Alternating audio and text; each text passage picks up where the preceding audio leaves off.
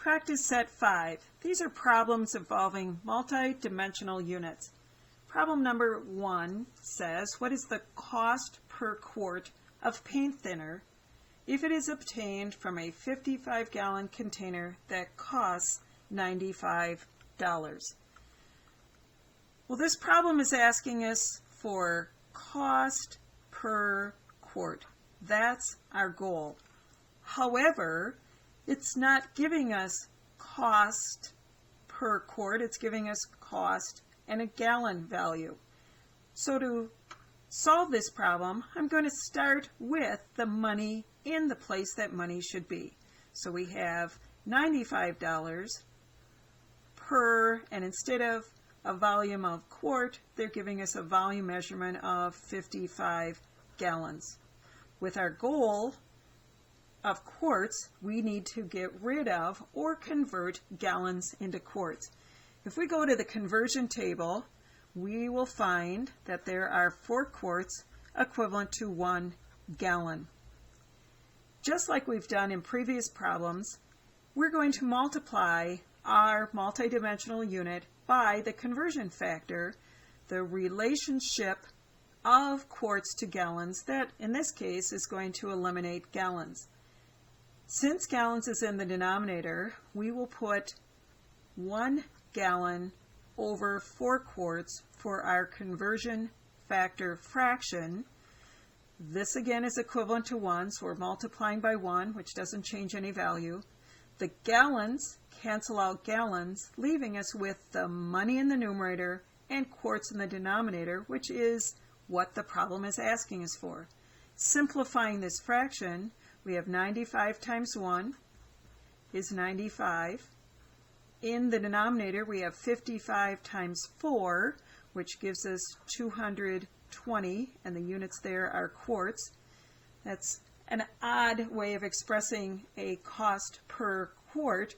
So instead, we'll continue on and simplify by taking 95 divided by 220, resulting in a cost of, rounding to the nearest cent, approximately 43 cents per quart.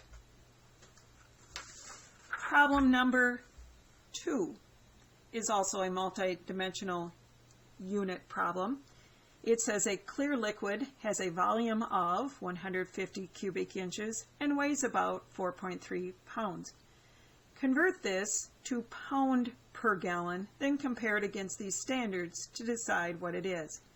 So the goal here is to express this information in pounds per gallon.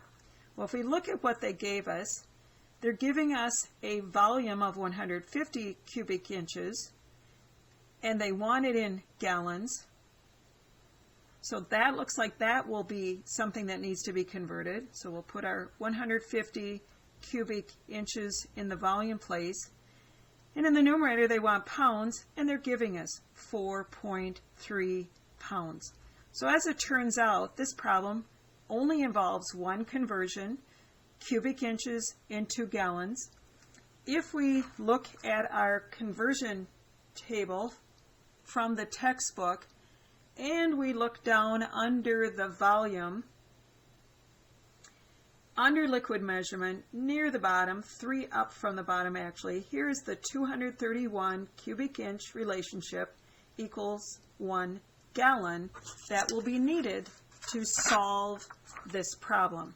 So if we write that relationship, 231 cubic inches is equal to 1 gallon, and now express it as a conversion factor fraction. The goal is to get rid of cubic inches, so the relationship or arrangement that we're going to use here is putting the cubic inch value in the numerator and the equivalent 1 gallon in the denominator. Looking at this fraction, cubic inches in the numerator cancels out cubic inches in the denominator. Simplifying, we have 4.3 times 231 results in a value of 993.3 pounds in the numerator. In the denominator, we have 150 times 1, which is 150, and gallons is there. We can see by our units we have pounds per gallon, and that's what they were asking us to convert this to. Continuing on, we'll do the indicated division. 993.3 divided by 150 gives us a value of 6.622 pounds per gallon. Once we have this, the second part of the problem asked us to compare this value against standard measurements to identify what this clear liquid was. Well, if we compare it to water, water has a relationship of 8.3 pounds per gallon. We're quite a bit under that. Gasoline is getting closer to the mark. It's given as 6.042 pounds per gallon. We're a little bit over that. The third option, it's a possibility, but the third option is methyl alcohol, which is 6.576. If we rounded that to the nearest tenth, it would be 6.6 as well as this one. Due to some measurement error, the best estimate of what this clear liquid would be is methyl alcohol.